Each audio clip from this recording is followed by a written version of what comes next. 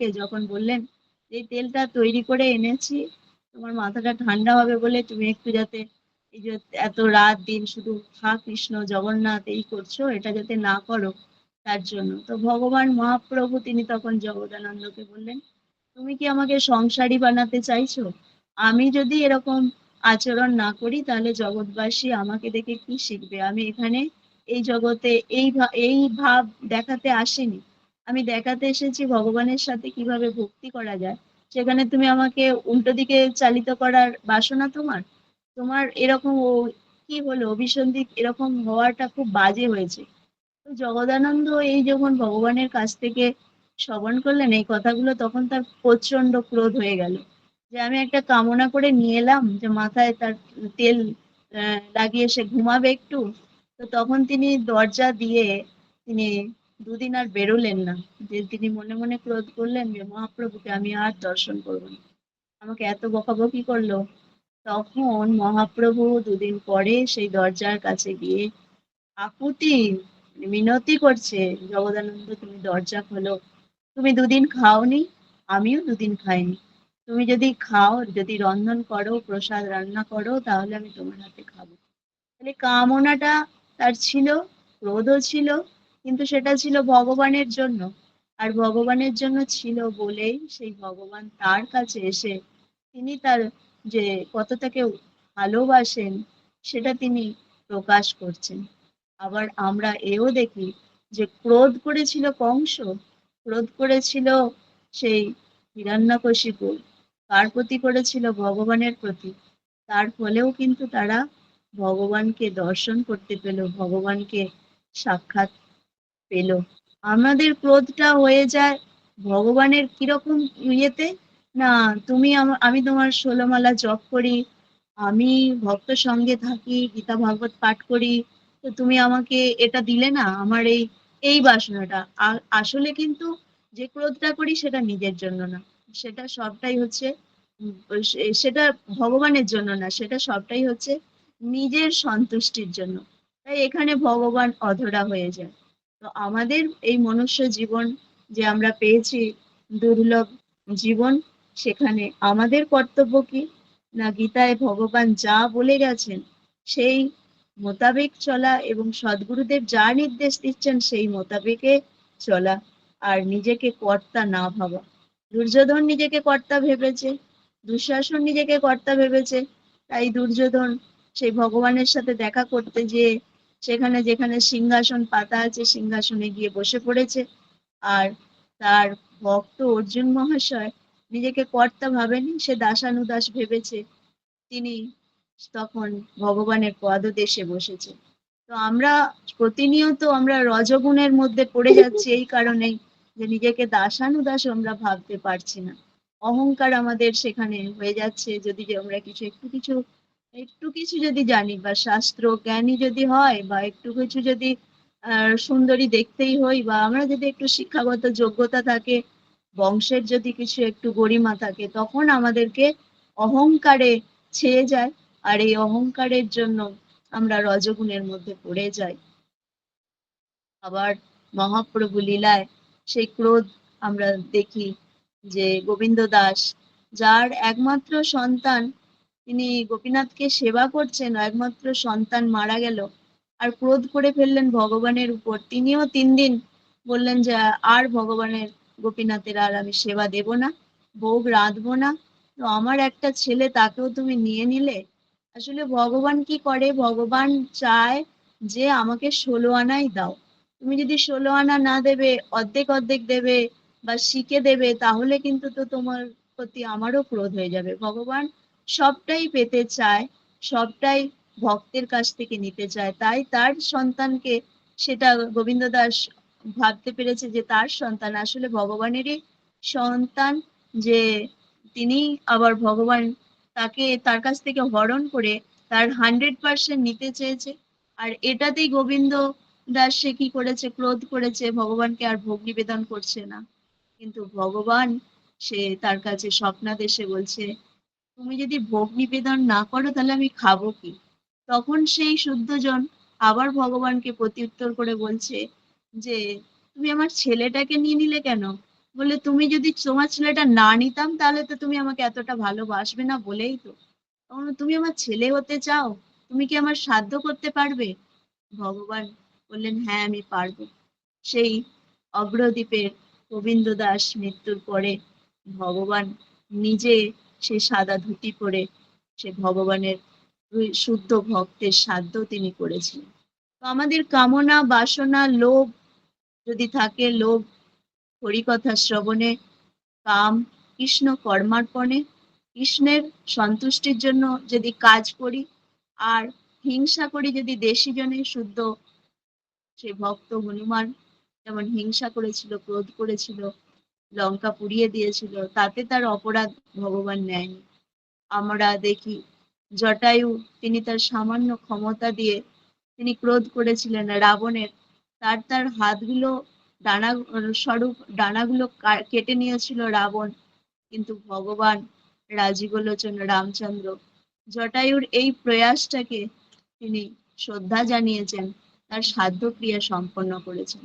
তো আমরা কোন জায়গায় আছি নিজেদেরকে যদি আমরা বিচার করি, যে সেই শ্লোক, আজকের শ্লোক যেখানে ভগবান স্বয়ং অর্জুন মহাশয়কে তিনি শিক্ষা উপদেশগুলো দিচ্ছেন, আসলে আমাদেরকে নিজেদের যে কোন গুণে আমরা আছি সেটা কতটা, সেটা প্রতি ক্ষণে ক্ষণে যেন বুঝতে পারি এবং সেখান থেকে যেন সরে আসতে পারি। আর আমরা সেই সংসারের মধ্যে যে দাবানল অগ্নি জ্বালা জ্বলছি পুড়ছি, সেখান থেকে বেরিয়ে আসার একমাত্র উপায় শুধুমাত্র গুরুচরণ আশ্রয় করে এবং গুরুর নির্দেশনা মান্যতা দিয়ে, যে নির্দেশনাগুলো আমাদেরকে এই ৩ গুণ থেকে বেরিয়ে যেতে সাহায্য করবে। তাই আমরা মঙ্গল আরতিতে গেয়ে থাকি, সংসার দাবা নললির লোক প্রাণায় কারুণ্য ঘন ঘনত্তম প্রাপ্তস্য কল্যাণ গুণার্ণবস্য বন্দে গুরু শ্রী চরণারবিন্দম।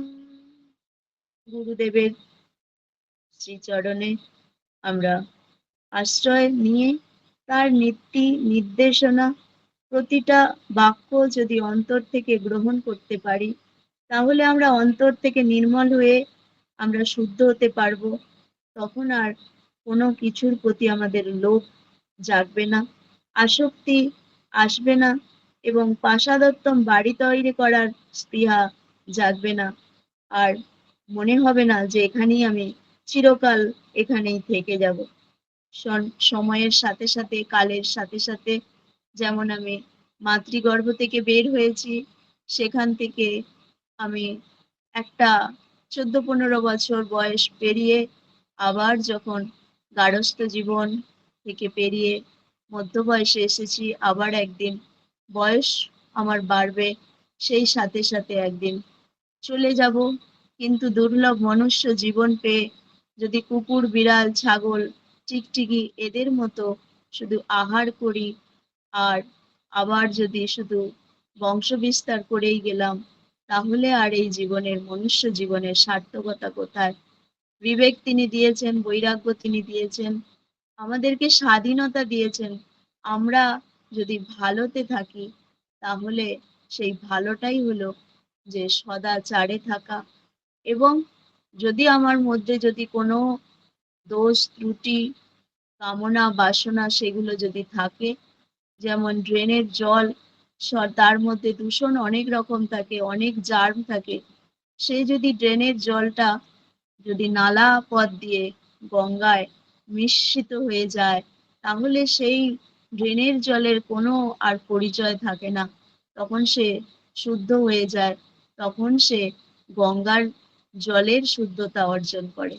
তো আমাদের মধ্যে দোষ ত্রুটি লোভ বাসনা হিংসা ক্রোধ পরশ্রী কাতরতা অনেক কিছু আছে, এবং সেইখান থেকে যদি আমরা বেরিয়ে এসে আমরা নিজেরা নিজেরা নির্মল হতে পারি, তার একমাত্র আশ্রয় হচ্ছে সৎসঙ্গ।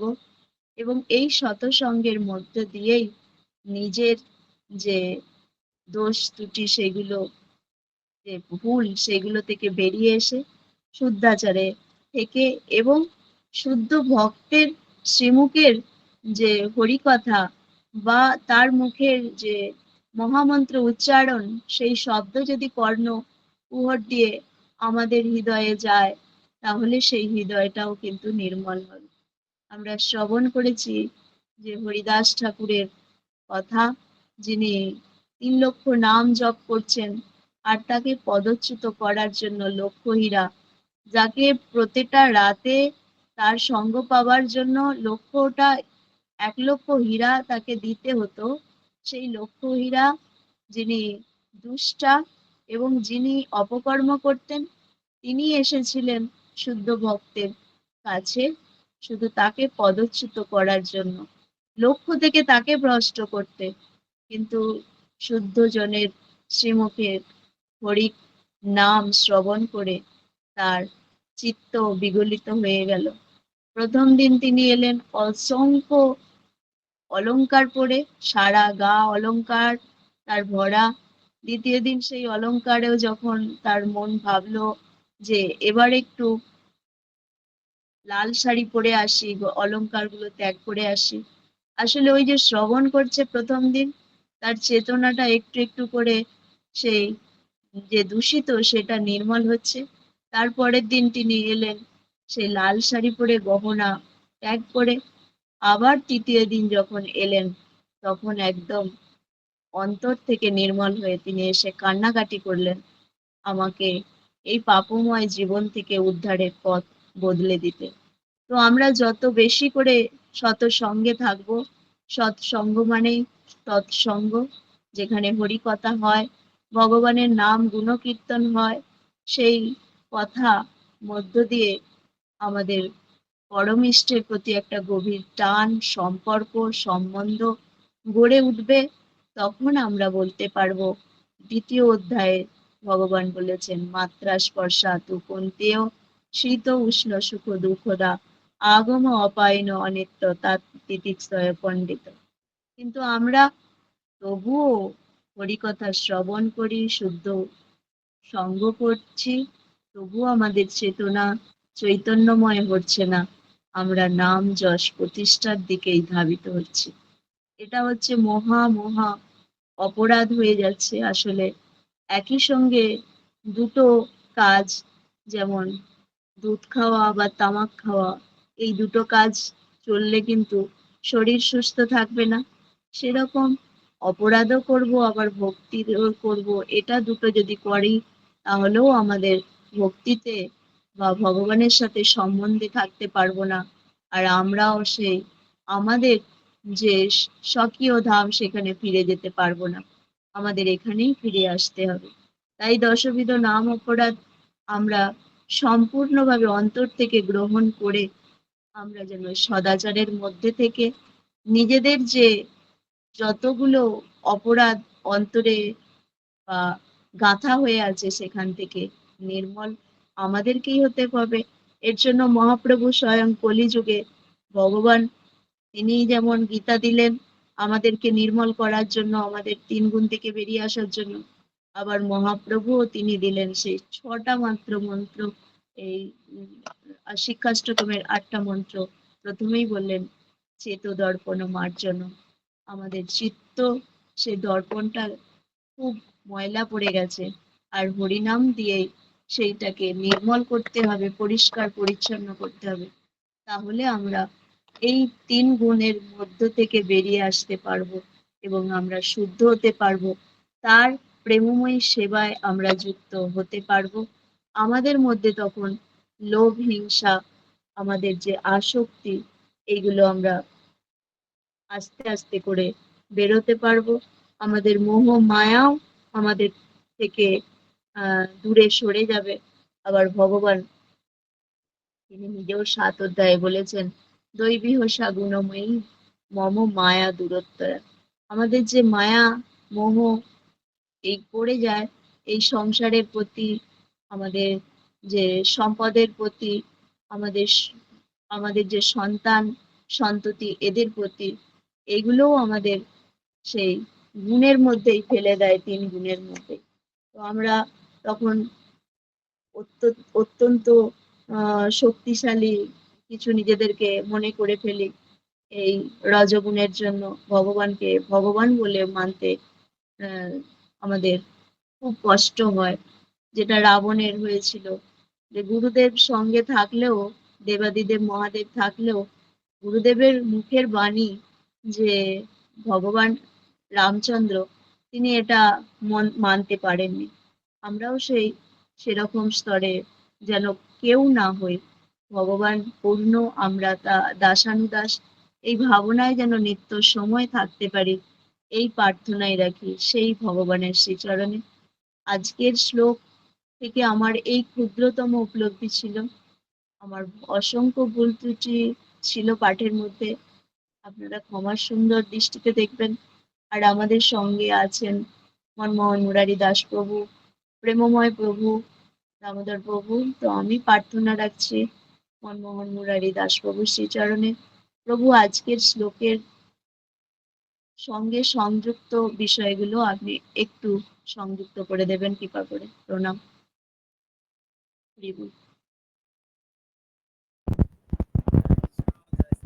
প্রণাম।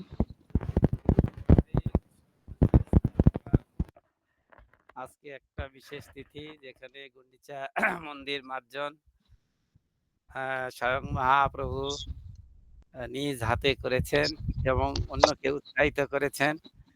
তো এই গন্ডিচা মন্দির মার্জন মানে আমাদের হৃদয়কে মার্জন বা হৃদয় পরিষ্কার করা, চেত দর্পণ মার্জনম ভব মহা দাবাগ্নি নির্বাপনম। তো আজকের এই শুভ তিথিতে আমাদের মাতা সুন্দরভাবে তিনি বিভিন্ন পয়েন্ট আকারে বলেছেন। তো আজকের এই শ্লোকের বিষয়বস্তুটা ছিল, বিষয়বস্তুর দিকে যদি তাকাই তাহলে এই শ্লোকের বিষয়বস্তু আমরা পাবো যে রজগুণের লক্ষণ সমূহ, রজগুণের লক্ষণ আর জরা প্রকৃতি, এই রজগুণের প্রভাব কি, এই দুটো আমাদের আজকের বিষয়বস্তু। আর এখানে শ্লোকে আমাদের সুন্দরভাবে আমাদের সরাসরি বলা আছে যে রজগুণ বৃদ্ধি যদি পাই, হ্যাঁ, তাহলে কি হবে? লোভ, হ্যাঁ, আমাদের লোভটা বর্ধিত হবে। তো আসলে লোভটা কি? আমরা প্রশ্ন উত্তরের মাধ্যমেও করতে পারি যে লোভটা কি। লোভ তো আমরা অনেক কথা শুনেছি, তাহলে লোভ কি বলুন, কেউ একজন সহযোগিতা করুন। আমরা একটু প্রশ্নের মাধ্যমে, শ্লোকের কয়েকটা পয়েন্ট আছে 4-5টা, কৃষ্ণ প্রণাম প্রভু। বলুন। লোভ বলতে বুঝি কোনো কিছু পাওয়ার প্রবল ইচ্ছা বা কামনা, সেটাই হচ্ছে লোভ। প্রবল ইচ্ছা বা কামনা, ধন্যবাদ। আর কেউ সহযোগিতা করুন, চটাচট প্রত্যেকেই এটা কিছু বলুন বা 2-3 জন বলুন। হরে কৃষ্ণ প্রভু, ভগবানের সমান হওয়া, এটা হচ্ছে আমাদের লোভ, যে এর জন্য আমরা এই যারা পৃথিবীতে আবার এসেছি, প্রকৃতির তিন গুণে আবদ্ধ হয়ে গেছি। হরে কৃষ্ণ প্রণাম প্রভু। প্রভু, আমার যেটা মনে হচ্ছে যে বিষয় আসক্তি, লোভ, কামনা বাসনা, লোভ।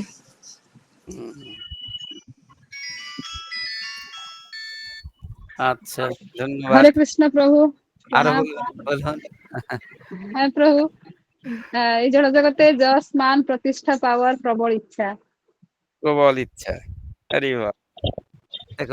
এক কথায় বলতে গেলে যে আমার নেই, আমি সেটা পেতে চাই, আমার সেটা চাই, এইটাই লোভ। লোভ কখন লোভ আসে? যখন আমার সেই জিনিসটা নেই, অথচ আমার বাসনা আছে, কামনা আছে যে সেই জিনিসটা আমার দরকার। কামনা আসে, কামনা কোথা থেকে আসে? কামনা ক্রোধ থেকে আসবে, কাম থেকে ক্রোধ আসবে। হ্যাঁ, আরে বাহ, ধন্যবাদ প্রভু। প্রভু তো আমি বলতে চাই, অবশ্যই বললেন যে যদি একটু কম থাকে তাহলে একটু বেশি পেতে চাই। না, এটা লোভ না প্রভু। আমার যা আছে, হ্যাঁ, যা আছে আরো পেতে চাই। কম, হ্যাঁ, এটাও ঠিক আছে, এটা অনেকটা ঠিক আছে। মানে যা আছে এটা তার কাছে কম মনে হচ্ছে, এই দৃষ্টিকোণ থেকে বলেছেন, ঠিক আছে। তার মানে আমার আরো পেতে চাই, যা আছে আমি আরো পেতে চাই, এটাই লোভ। একটা উদাহরণ। যে আমার একটা বাড়ি আছে, আমার আরো একটা বাড়ি, রে বাবা, একটা বাড়ি আছে, আরো বড় ভালো বাড়ি গাড়ি। হবে। হ্যাঁ, আরে বাবা, ধন্যবাদ। আসলে এই লোভটা আমাদের যে রজগুণেতে নিয়ে আসলে এটা সুন্দর মীমাংসা হয়েছে। তারপরেও আমরা বলতে পারি যে এটা অনৈতিক কাজের প্রতি ধাবিত করে। এই লোভটা কিন্তু আমাদেরকে অনৈতিক কাজের প্রতি ধাবিত করে। চুরি, ডাকাতি, ঘুষ, হ্যাঁ? এগুলো কিন্তু বিশেষ লোভ। ইন্দ্রিয় তৃপ্তি। আ এই লোভ আমরা পেলাম। তারপরে আমরা দেখছি প্রবৃত্তি। আসলে প্রবৃত্তিটা কি?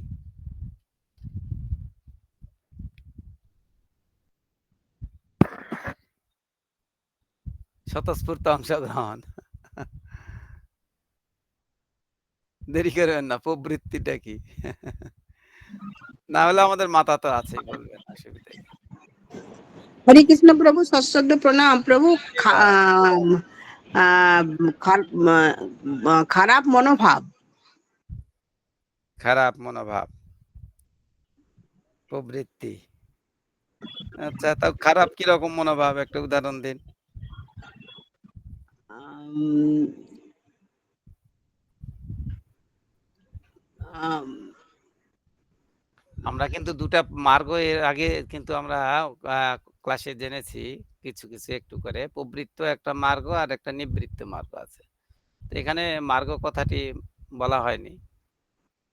এখানে প্রবৃত্তি আর প্রবৃত্তির কথা বলা হয়েছে। তো যদি আমরা নিবৃত্তিটা বুঝি তবে আমরা প্রবৃত্তিটা ভালো করে বুঝতে পারবো। আমাদের সুমন গিরিধারী প্রভু দাস বলুন, বলুন। প্রভু যেমন আমরা হরে কৃষ্ণ মহামন্ত্র নামের দিকে আমাদের আগ্রহ না থেকে, শ্রবণের দিকে না থেকে, আমরা বিভিন্ন ধরনের সিরিয়াল বা গল্পের দিকে আমাদের আগ্রহ থাকবে, এটাই আমাদের মানে কুবৃত্তি। হরি বল, প্রণাম প্রভু। হরি বল। প্রবৃত্তি বলতে বুঝি আমরা যে কোনো কিছু করার জন্য মনের যে স্বাভাবিক প্রবণতা, সেটা হচ্ছে প্রবৃত্তি। অর্থাৎ কোনো কাজের প্রতি যে স্বাভাবিক আকর্ষণ বা ঝোঁক, সেটাই হচ্ছে প্রবৃত্তি, স্বাভাবিক ভাবে যেটা আসবে। হরি বল। তাহলে প্রবৃত্তির সঙ্গে যদি নিবৃত্তিটা আমরা জানি তাহলে আমরা বুঝে যাবো, এটা আরো ভালো। তাহলে নিবৃত্তিটা কি? প্রবৃত্তির বিপরীত হচ্ছে নিবৃত্তি। হ্যাঁ, তো এই নিবৃত্তি আমরা মার্গটা আমরা বলি, প্রেমে দামোদর দাস প্রভু বলবেন, বলুন প্রভু। বলছে, সুন্দর বলছেন।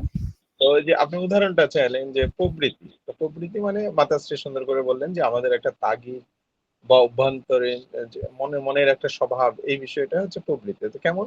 যে আমাদের ভোগের প্রবৃত্তি রয়েছে, মানুষ বেশি খেতে চায়, উপভোগ করতে চায়। শুধু সেটা না, লোভেরও প্রবৃত্তি আছে, যা আছে, যেটা আপনি প্রথম প্রশ্ন বললেন যে লোভটা কি, তো এটাও একটা প্রবৃত্তি, ইচ্ছা আর কি। আবার ভক্তিরও প্রবৃত্তি আছে, যে ভগবানের দিকে আমাদের স্বাভাবিক আকৃষ্ট হওয়া উচিত। শুধু তাই না, আমাদের ক্রোধেরও প্রবৃত্তি আছে, তো সহজে আমরা রেগে যাই। তো এই যে অভ্যন্তরীণ যে একটা তাগিদ, এটাই হচ্ছে আমাদের প্রবৃত্তি। তো আমরা কোনটা গ্রহণ করব? না, ভগবানের দিকে স্বভাবতই আমরা আকৃষ্ট হব। আর নিবৃত্তি কি? নিবৃত্তিটা সুন্দর করে সবাই তো বলবেন যে নিবৃত্তি মানে যেটা হচ্ছে ভালো কাজ না, সেখান থেকে আমরা নিজেকে প্রত্যাহার করে নেব। হরে কৃষ্ণ। প্রভু, রজগুণের প্রবৃত্তিটা কি? হ্যাঁ, এই রজগুণের প্রবৃত্তি তো মানে রজগুণের প্রবৃত্তি হলে তো মানুষ যে বেশি ভোগ করতে চাইবে, বেশি লোভ করতে চাইবে, হ্যাঁ, ক্রোধ করতে চাইবে। তো এগুলোকে আমরা যেন না করি, সেটাই হচ্ছে নিবৃত্তি। হরি বল।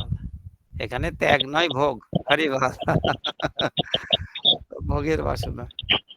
তো ধন্যবাদ প্রভু। কর্মে উদ্যম আর একটা শব্দ আছে এখানে, যে কর্মে উদ্যম, এটা হচ্ছে রজগুণের কথা বলা আছে, যে কর্মে উদ্যম। এইটা এইটা আবার সম্পর্কে আমরা একটু জানতে পারি।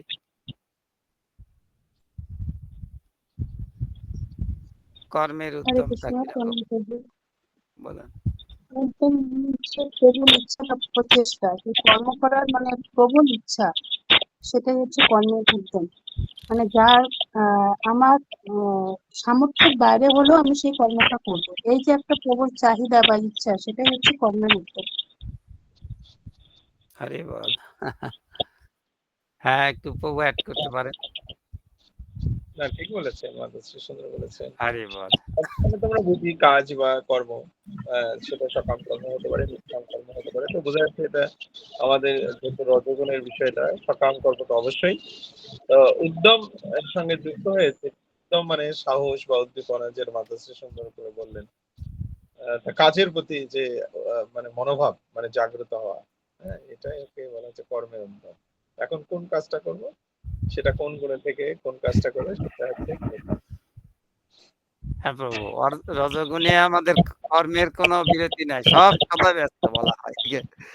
হ্যাঁ, কাজে কোনো অনীহা নেই। এইটা হচ্ছে কর্মের প্রতি আগ্রহ বা উৎসাহ। ধন্যবাদ। আরেকটা আছে শব্দ, দুর্দমনীয় স্পৃহা। এটা আমরা কিভাবে বলতে পারি যে দুর্দমনীয়, হ্যাঁ, দুর্দমনীয় স্পৃহাটা আমরা কিভাবে প্রকাশ করতে পারি? আমাদের প্রেম দামোদর প্রভু শেষে আছেন এখন। প্রভু, সংযমহীনতা, মানে আমি নিজেকে কন্ট্রোল করতে পারি না। এইটাই মানে কোনো একটা ইচ্ছে বাসনা হলো, সেটাকে আমি কোন রকম কন্ট্রোল করতে পারছি না। সংযমহীনতা দেখা যায় মনে আমাদের মধ্যে আর কি। জীবের তাগিদা, প্রয়োজনীয় তাগিদা, সেইটাই হচ্ছে গিয়ে দুর্দমনীয় স্পৃহা। স্পৃহা মানে হচ্ছে ইচ্ছা। হ্যাঁ, সেই ইচ্ছাটাকে আমি মানে আটকাতে পারি না কোনো রকম ভাবে। হরি বল, বাঁধতে পারি না। হরি বল। রজগুণের ক্ষেত্রে আছে। আবার আমরা যদি দেখি যে মা যশোদার কথা, তখন আমরা কিন্তু আবার সেটা আবার রজগুণের মধ্যে আমরা ফেলতে পারবো না। তো দুর্দমনীয় যে আকাঙ্ক্ষা আমাদের, সেই আকাঙ্ক্ষা পূরণ করার জন্য আমরা যে কোনো কিছু করতে পারি, তাই না? স্পৃহা। প্রেমময় দামোদর দাস প্রভু।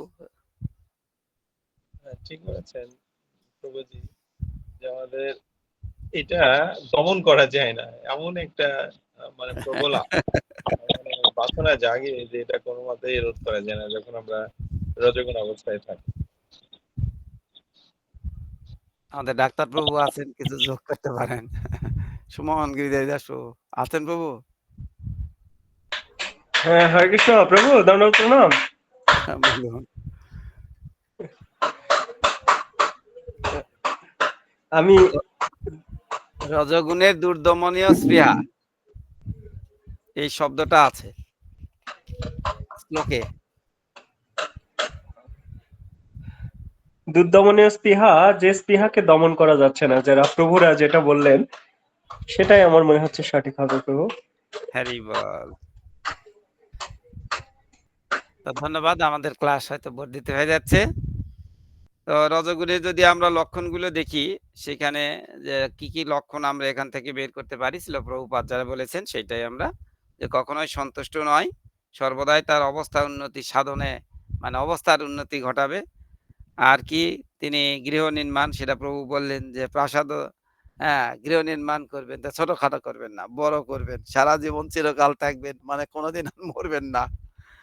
তো এইরকম ইচ্ছা, ইন্দ্রিয় সুখ ভোগের প্রতি আসক্তি, হ্যাঁ, ভোগের যেন শেষ নেই, আর সর্বদা পরিবারের সঙ্গে থাকবে, হ্যাঁ, বাড়িতেই বাস করবে, আর চিরকাল ইন্দ্রিয় ভোগ করতে চায়, আর কামনা বাসনায় নিবৃত্তি হয় না। কখনোই কামনা বাসনায় নিবৃত্তি হয় না, উত্তর বৃদ্ধি প্রাপ্ত হয় সেটা। এই লক্ষণগুলো ছিল প্রভুপাদই আমাদেরকে সাহায্য করেছেন। তাহলে আমরা এখান থেকে লক্ষণ পেলাম, এবং রজগুণের যে প্রভাব, সেই প্রভাবটা আমরা পেলাম। তার সঙ্গে মাতা বিভিন্নভাবে বিভিন্ন লীলা দিয়ে বললেন। তো শুধু ভক্তবৃন্দ, আর কোনো প্রশ্ন থাকলে এখানে হ্যান্ড রাইজ করুন বা উপলব্ধি ব্যক্ত করুন। খুব কম শব্দে ব্যবহার করুন।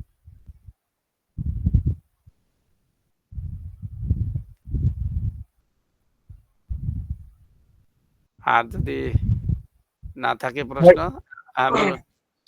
হরে কৃষ্ণ, প্রণাম প্রভু। বলুন। তো মানে আমার একটা আর কি জানার বিষয়, সেটা হলো আমরা শুদ্ধ সাত্ত্বিক গুণে যদি অবস্থান করতে যাই, সেই চেষ্টাটা করি, আমার ভিতর যদি রজগুণের মানে প্রভাবটা হ্রাস পায়, তাহলে আমার কর্মের স্পৃহা সেটা ভক্তি জীবনে কি কমে যাবে?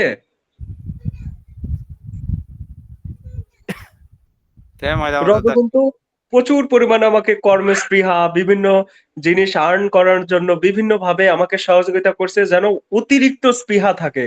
সেই স্পৃহা ত্যাগ করে আমি শুদ্ধ সাত্ত্বিক গুণে অবস্থান করলাম, তাহলে কি আমার ভক্তি জীবনের ইয়েটা কমে যাবে? প্রভু, হরে কৃষ্ণ। না, এখানে যে গুণগুলোর কথা বলেছেন আপনি অবশ্যই বুঝতে পেরেছেন। তারপরে সুন্দর প্রশ্ন যে আসলে এই স্পৃহাটা কি না জাগতিক বন্ধনের জন্য, কিন্তু আপনার ভক্তি জীবনের স্পৃহা এটা কমবে না। আপনি সত্যগুণে অবশ্যই সে সত্যগুণেও থাকবে না, সেই সময় আরো গুণাতীত পর্যায়ে উপস্থিত হবে। তো সেই অবস্থায় ভক্তি জীবন যখন পালন করবে তখনও তার গুণের কোনো কমতি হবে না। কিন্তু এখানে যে রজগুণের প্রভাবটা, সেই প্রভাবের ফলে সে এই জাগতিক কর্মের প্রতি আকৃষ্ট হবে, যেটা তার বন্ধনের কারণ। হরে কৃষ্ণ। হরি বল। ধন্যবাদ প্রভু, সুন্দর প্রশ্ন করেছেন, সুন্দর উত্তর। আর কেউ আছেন? সবাই চুপ করে আছে, মানে বন্ধ করে আছে। থাক, বন্ধ করে। হরে কৃষ্ণ প্রভু, ধন্যবাদ। প্রণাম প্রভু, মাতাকে প্রণাম। মাতার আজ অত্যন্ত সুন্দর পাঠ ছিল, রজগুণ সম্বন্ধে তিনি খুব সুন্দরভাবে বলেছেন। তার মধ্যে মেনলি অহংকার আর ক্রোধ, এটা নিয়ে মানে তিনি উদাহরণ দিয়ে দিয়ে ভালো করে বুঝিয়েছেন। হ্যাঁ, যে রজগুণ থেকে এই কাম উৎপন্ন হয়, আর তাতেই যে পাপ হয়, আর কাম থেকে ক্রোধ এসে যায়। এই কামই জীবনে আমাদের পরম শত্রুতা, কামই হচ্ছে সর্বগ্রাসী। হ্যাঁ, তার জন্য তিনি উদাহরণ দিয়েছেন যে মহাপ্রভু জগদানন্দর কাহিনী বলেছেন, গোবিন্দ দাসের কাহিনী বলেছেন, এরা খুব ভালো লাগছিল। তারপরে অহংকারের জন্য বলেছেন কংস আর রাবণের, হ্যাঁ, যে অহংকারের জন্য তাদের রাজ্য লোপাট হয় এবং লঙ্কা ছারকার হয়ে যায়। এটা খুব ভালো লাগছিল এগুলো শুনতে। তাই এখান থেকে শিক্ষা পেলাম যে অর্জুনের মাধ্যমে ভগবান আমাদের শিক্ষা দিচ্ছেন যে আমি কোন গুণে আছি, আমার অবস্থানটা কোথায়, সেটা আমাদের এই সত্য রজ তমগুণ এইগুলো জেনে, লক্ষণগুলো জেনে আমার নিজের অবস্থানটাকে আমি স্পষ্ট করতে পারবো, এবং আমার মানে যাতে ভক্তি জীবনে আমার উত্তরোত্তর বৃদ্ধি হয়, তার জন্য আমি সচেষ্ট হব। ভগবান সেই জন্য অর্জুনকে এই জ্ঞানটা দিয়েছেন, এবং কি করতে হবে তাও বলেছেন যে তার জন্য আমাদের যে সৎসঙ্গ করতে হবে, সাধুসঙ্গ করতে হবে, হ্যাঁ, এবং ভগবানের সেবায় আমাকে থাকতে হবে, হ্যাঁ, এবং সদ্গুরু চরণাশ্রয়ের মাধ্যমে আমাদের এগুলো শিক্ষা গ্রহণ করতে হবে। তাহলে আমরা ক্রমশ এই গুণগুলো থেকে আমরা আস্তে আস্তে ধীরে ধীরে উপর দিকে উঠতে পারবো। হরি বল, প্রণাম প্রভু, ভুলটি মার্জনা করবে। ধন্যবাদ প্রভু। আমি তো কোনো পাপ কর্ম করতে চাই না, কিন্তু কে যেন আমাকে বলপূর্বক করায়। তো সেটি হচ্ছে কাম এসো ক্রোধ এসো রজগুণ সমদ্ভুব। মানে এই রজগুণ থেকেই কথা এখানে বলেছে ৩য় অধ্যায়ে ভগবান। তো এখন আমাদের বিষয়টা হচ্ছে কি, আমরা যদি লক্ষণগুলো জানি ৩টা গুণের, আর যদি এই ৩টা গুণের প্রভাব আমার মধ্যে কিভাবে আসছে, তখন আমি যদি মনে করি আমার, তখন বুঝতে পারবো যে আমার তমগুণের প্রভাব আসছে। তাহলে আমি তমগুণের প্রভাব আসলে তো এটা জঘন্য গুণ, তাহলে আমি এখান থেকে আমি উত্তরণ করব। আমাদের টার্গেট হলো এখানে সত্যগুণ, আমাদের এই জড়জগতে সত্যগুণ, অন্তত সত্যগুণ। আর সত্যগুণে যদি আমরা যেতে পারি, তাহলে আমরা চলে যাব সত্যগুণ অতিক্রম করে আমরা নির্গুণে, হ্যাঁ, ব্রহ্মভূত স্তর যেখানে বলা হচ্ছে। তো এইটা কিন্তু আমাদের না জেনে যদি আমরা করি, যদি আমরা জানি, তখন আমাদের মধ্যে বিভ্রান্তি হবে। এই বিভ্রান্তি দূর করার জন্যই অর্জুন এবং ভগবান বলছেন। এটাই আমার কাছে মনে হয়েছে। আর আর কেউ বলবেন? সমিতা বণিক মাতা বলবেন, হ্যান্ড রেজ করেছেন। হরে কৃষ্ণ, প্রণাম প্রভু। তো মাতা তো অসাধারণ ক্লাস, তার মধ্যে আপনার যে সুন্দর পরিচালনা, সুন্দর প্রশ্নোত্তর, এগুলো আমাদের সত্যিই পাও না। অনেক কিছু আমাদের ঘাটতি থাকে, সেগুলো পূরণ হয়ে যায়। প্রত্যেক লোকের ওই যে উপলব্ধি আমার হলো যে রজনীর যে বৈশিষ্ট্যগুলো, যে লক্ষণগুলো রজনীর বৈশিষ্ট্য, যেমন লোভ, কামনা, বাসনা, যখন এগুলো উত্তরোত্তর বৃদ্ধি পেতে থাকবে, তখনই বুঝতে হবে যে আমরা রজনীর মধ্যে আছি। এই যে লক্ষণগুলো, এই যে লোভ, কামনা, বাসনা, এগুলো থেকে আমাদের মুক্তি পেতে হবে। সেগুলো কি করে আমরা মুক্তি পাবো? যদি আমরা সেই লোভটাকে, মাতা খুব সুন্দর করে বললেন, এই লোভটাকে যদি আমি হরিকথা শ্রবণের দিকে আনি, এই কামনাটাকে যদি কৃষ্ণ কর্মে যদি নিয়ে আসি, বাসনাটাকে যদি কৃষ্ণ সেবায় আমরা নিয়ে আসি, তবেই আমরা এই রজনীর যে লক্ষণগুলোর থেকে আমরা মুক্ত হতে পারবো। অর্থাৎ আমাদের, যেটা আপনিও বললেন, যে আমাদের সবসময় চেষ্টা থাকবে সত্য গুণের দিকে, সত্য গুণে উন্নীত হওয়া। যদি আমরা কোনোদিন সত্য গুণে উন্নীত হতে পারি, তখন আমরা আস্তে আস্তে আমাদের কর্মের মাধ্যমে, ভগবানের সেবার মাধ্যমে আমরা সত্যি স্থানে উন্নীত হতে পারবো। প্রভু কৃপা করবেন, আমাদের কৃষ্ণ কর্ম পদার্পণে যদি আমরা সবকিছু দিতে পারি, তবেই আমরা এই রজগুণ থেকে আস্তে আস্তে মুক্তি পেতে পারবো। হরি বলি, প্রণাম করবো, মাঝে মাঝে। হরি বল মাতা। সত্যই তাই। আমরা সত্যগুণ যখন আমরা বুঝে সত্যগুণে আমরা অধিষ্ঠিত হতে পারবো, সেইখানে গিয়ে আমরা কিন্তু শেষ। জড়জগতে আমাদের চুপ থাকা। সত্যগুণের ব্যক্তিরা কখনো জড়জগৎ থেকে তারা ওই পর্যন্ত যে তারা আটকে যায়। কিন্তু ভক্তরা কি করে? ভক্তরা সত্যগুণ, রজগুণ, তমগুণ না, সেই গুণ অতিক্রম করার জন্য ভক্তিতে যুক্ত থাকে।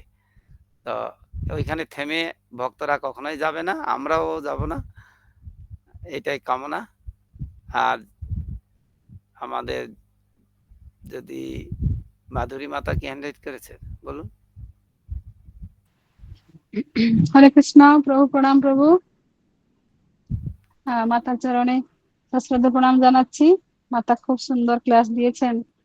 যে আজকে রজগুণ সম্বন্ধে জানলাম যে রজগুণ বর্ধিত হলে কি হয় না, লোভ বৃদ্ধি হয়, প্রবৃত্তি, কর্মে উদ্যম আর দুর্দমনে স্পৃহা বৃদ্ধি পায়।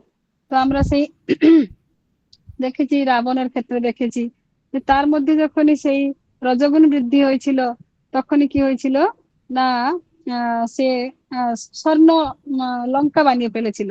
হ্যাঁ, তারপরে আবার সীতা মাতাকে হরণ করে আনলো। এই যে দুর্দমনীয় স্পৃহা, যে ও জানে যে এত পণ্ডিত, ও তো সবকিছু জানে, তারপরেও সে ভুল করছে। তার মানে রজগুণ রজগুণ বৃদ্ধি হয়েছে বলেই তার মধ্যে লোভ বেড়েছে, তার প্রবৃত্তি হয়েছে, তার কর্মে কর্মে উদ্যম, মানে বিভিন্ন কর্ম, মানে স্বর্ণ লঙ্কা বানাচ্ছে, বিভিন্ন মানে পুষ্পক বিমানে সে চতুর্দিকে যেতে পারছে, কিন্তু সে আবার ভুল করছে কি না, সীতা মাতাকে হরণ করে ফেলছে।